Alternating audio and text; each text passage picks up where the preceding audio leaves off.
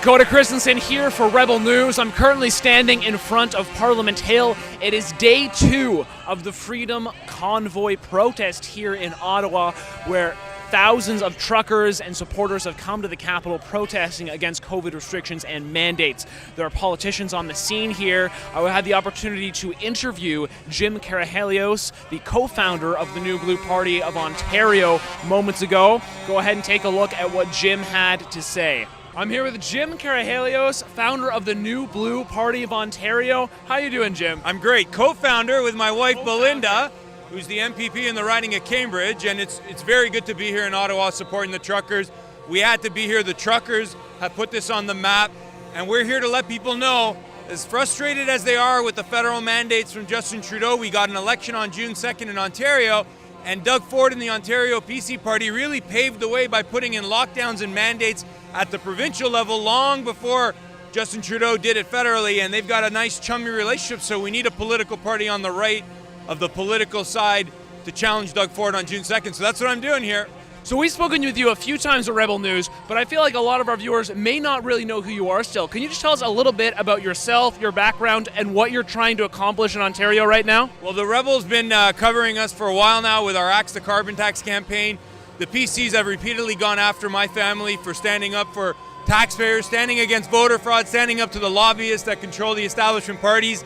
My wife was the first Canadian politician and only Canadian politician to get kicked out of a governing party for voting against a piece of COVID-related legislation. She voted against Doug Ford's lockdown bill almost 2 years ago, Dakota, and she was the only current or former PC MPP to vote against it. Some of the other ones that are now speaking out voted in favor of it, and Doug Ford and his team kicked her out and kicked her entire riding association out. And the people across Ontario said, we need another option, and we started the New Blue Party. And this is a very important topic right now. We do have a provincial election coming up. I believe it's scheduled for June, correct? June 2nd. June 2nd.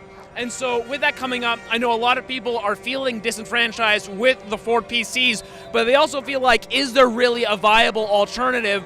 Is it more strategic, per se, to just, you know what, I would rather have Doug Ford than Del Duca with the Liberals or Andrea Horwath with the NDP? What would you say to those people who are worried about vote splitting and would still rather see Ford's PCs than the Liberals or the NDP? What would you say to them? So there really is no vote split because the Ontario PC Party is an exact replica of the Liberal agenda, whether it's on fiscal policy.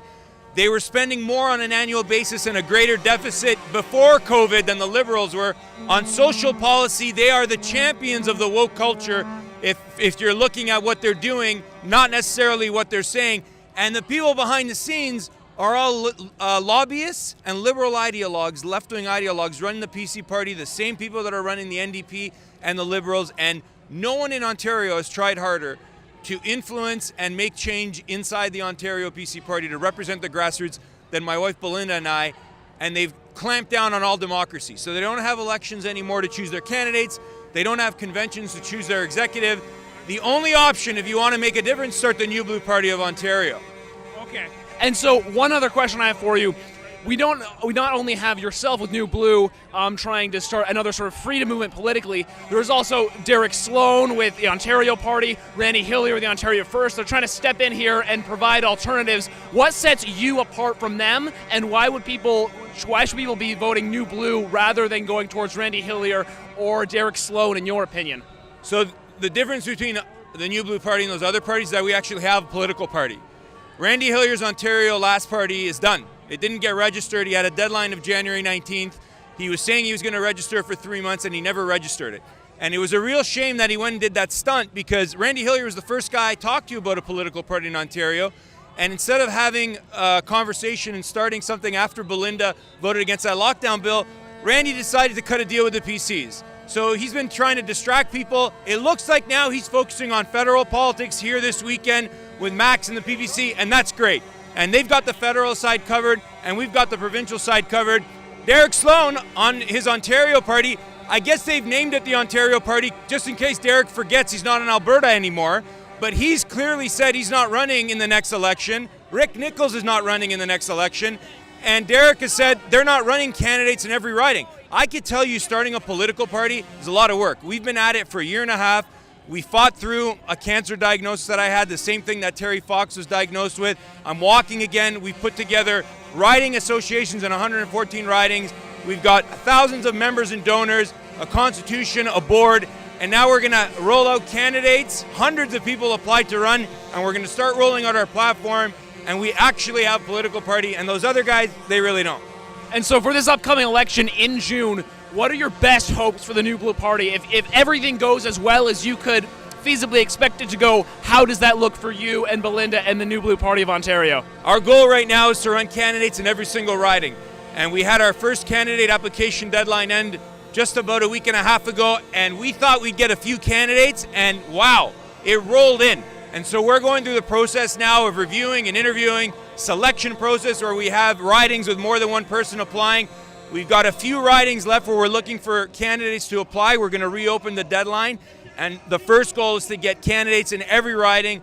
We're starting in Cambridge with Belinda. She's running again. I'll be running in a neighboring riding, and that's our first goal. And then we're going to put in the discourse and on the table for June 2nd issues that none of the establishment parties want to talk about. We're going to not only put forward ideas to end the lockdown and the mandates and the use of COVID vaccine passports, we're going to challenge the woke culture. We're going to challenge the irresponsible fiscal spending of the Doug Ford Ontario PCs. We're going to put forward proposals to clean up party politics in Ontario and get these lobbyists to check it at the door and stop twisting and corrupting the process. And we're going to put in a comprehensive platform. And our goal is to win as many seats as possible. That's the goal of a provincial party. Fair enough. And so one final question for you here. We are standing in Ottawa right now, an historic united grassroots movement here coming to the capital. A lot of people are just starting to pay attention to this now and what's going on. For people who are looking to this and sort of feeling hopeful, wanting change, what message would you share for them and sort of the political landscape going on in Canada and Ontario right now? Well, the truckers put this on the map globally, and we've got to keep it going with political options at the ballot box, because if the New Blue Party doesn't have candidates in every riding to run on June 2nd, all of this energy, all of this passion that we're seeing, peaceful protesting, if there's no political option, it just goes away. And on June 2nd, there won't be an option provincially. And so we've got to remember that we've got to fight federally and provincially with political options to channel this energy at the ballot box where we can make change. And that's what we're doing with the New Blue Party. And I was so happy with my New Blue team yesterday. The organizers had a little bit of trouble getting the speakers yesterday. There were no speakers and mics yesterday. The New Blue team got speakers and mics on the last minute. We put it on the flatbed. I got a chance to speak. Ezra got a chance to use the New Blue speakers and mics. It was great. Today they were a little bit more organized, and we hear speakers in the back, and the energy is incredible. All right. Well, thank you so much for your time, Jim. Any other final thoughts you'd like to share? Thank you, Dakota, and thank you, Rebel News, for covering. And June 2nd, newblueontario.com. Check it out.